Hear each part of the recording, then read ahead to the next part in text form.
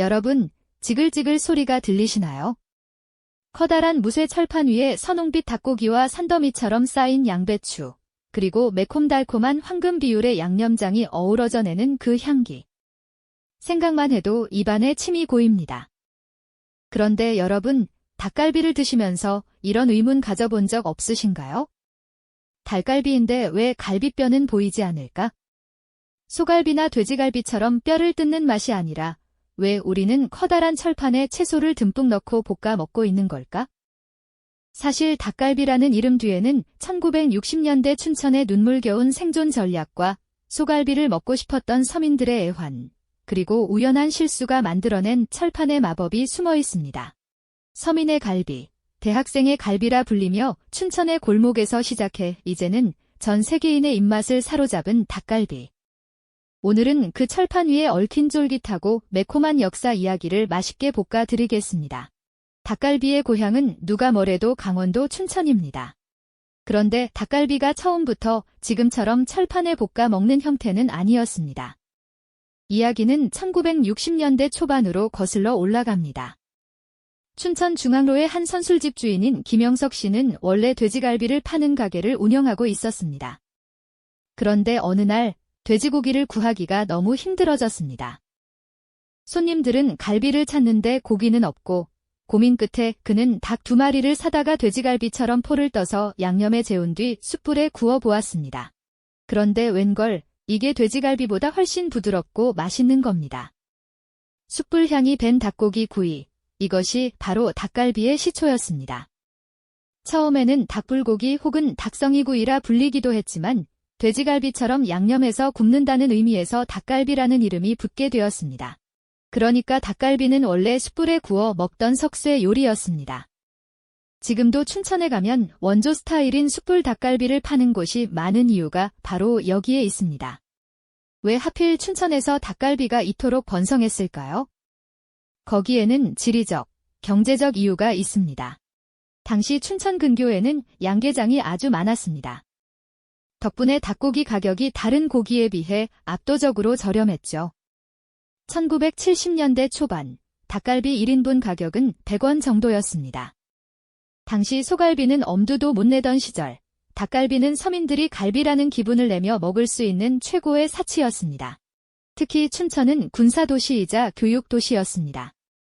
돈은 없지만 배는 고픈 군인들과 대학생들에게 닭갈비는 그야말로 축복이었습니다. 저렴한 가격에 고기를 배불리 먹을 수 있었고 술안주로도 그만이었죠. 그래서 닭갈비에는 서민의 갈비 혹은 대학생의 갈비라는 정겨운 별명이 붙게 되었습니다. 지금 우리가 가장 흔히 접하는 방식은 커다란 무쇠판에 볶아 먹는 철판 닭갈비입니다. 석쇠에 굽던 닭갈비가 왜 철판으로 올라왔을까요? 여기에는 양을 늘려야만 했던 상인들의 눈물겨운 지혜가 담겨 있습니다. 석쇠에 구우면 고기 맛은 좋지만 오직 고기만 먹어야 합니다. 하지만 철판을 쓰면 이야기가 달라집니다. 양배추, 고구마, 가래떡 등 값싼 부재료를 듬뿍 넣고 함께 볶을 수 있게 된 거죠. 1970년대 중반, 춘천의 상인들은 더 많은 사람을 더 배불리 먹이기 위해 석쇠를 치우고 드럼통 위에 커다란 무쇠판을 올렸습니다. 고기 양은 적어도 채소를 많이 넣어 푸짐하게 보이게 했고 여기에 당면이나 우동사리를 추가하면서 닭갈비는 하나의 거대한 요리로 진화했습니다. 이 변신은 신의 한 수였습니다. 양념이 채소에 배어들어 맛이 깊어졌고 다 먹고 나서 밥을 비벼 먹는 문화까지 생겨났으니까요. 우리가 사랑하는 철판 닭갈비는 사실 배고픈 청춘들을 배불리 먹이려던 따뜻한 정성이 만들어낸 결과물이었던 셈입니다. 닭갈비 맛의 팔알은 무쇠 철판에 있다고 해도 과언이 아닙니다. 왜 집에서 프라이팬에 하면 그 맛이 안 날까요? 비결은 철판의 두께와 온도 유지에 있습니다. 닭갈비 전문점의 철판은 아주 두껍고 무겁습니다. 한번 열을 받으면 온도가 쉽게 떨어지지 않죠.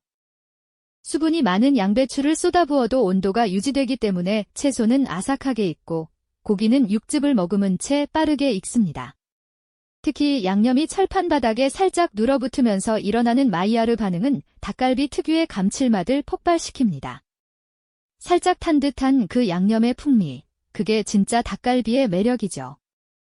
여기에 닭고기 부위의 비밀도 있습니다.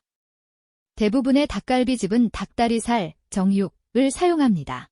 퍽퍽한 가슴살보다 기름기가 있고 쫄깃한 다리살이 매콤한 양념과 만났을 때 가장 환상적인 조화를 이루기 때문입니다. 닭갈비 한 판에는 고기만 있는 게 아닙니다. 각자의 역할을 톡톡히 해내는 조연들이 있죠. 가장 먼저 익는 떡, 쫄깃한 떡을 먼저 골라 먹으며 위장을 예열합니다. 그 다음은 고구마입니다. 매운 양념 사이에서 느껴지는 밤고구마의 달콤함은 입안을 달래주는 오아시스 같은 존재죠. 그리고 주인공만큼 중요한 양배추. 양배추에서 나오는 채수는 양념을 부드럽게 만들어주고 아삭한 식감은 닭고기의 쫄깃함과 대비를 이뤄 먹는 재미를 더해줍니다. 여기에 면사리 논쟁을 빼놓을 수 없죠. 여러분은 우동 사리파인가요? 라면 사리파인가요? 춘천 현지인들은 대개 우동 사리를 선호합니다. 통통한 우동 면발이 닭갈비의 진한 양념을 듬뿍 머금었을 때 그 묵직한 맛이 일품이기 때문입니다. 닭갈비를 먹을 때 절대 빠지면 안 되는 친구들이 있습니다. 바로 살얼음 동동 뜬 동치미와 매콤 새콤한 막국수입니다. 닭갈비는 기본적으로 맵고 뜨겁고 자극적입니다. 이때 차갑고 개운한 동치미 국물 한 모금은 입안에 불을 꺼주는 소방수 역할을 합니다. 무의 효소가 닭고기의 소화를 돕는 과학적인 궁합은 덤이죠. 그리고 춘천의 또 다른 명물, 막국수. 닭갈비를 다 먹어갈 때쯤 비빔 막국수 한 그릇을 시켜 남은 닭갈비 한 점을 척 얹어 먹는 맛도 뜨거운 닭갈비와 차가운 막국수의 만남은 미식의 정점입니다. 춘천에서 닭갈비와 막국수가 세트로 묶여 다니는 건 다 이유가 있는 법입니다. 자, 드디어 올 것이 왔습니다. 닭갈비의 하이라이트, 바로 볶음밥입니다. 사실 닭갈비는 볶음밥을 맛있게 먹기 위한 전조 현상에 불과하다는 농담이 있을 정도죠. 철판 바닥에 눌어붙은 양념을 긁어내고 거기에 밥과 김가루, 참기름, 그리고 남은 고기를 잘게 썰어 볶아줍니다.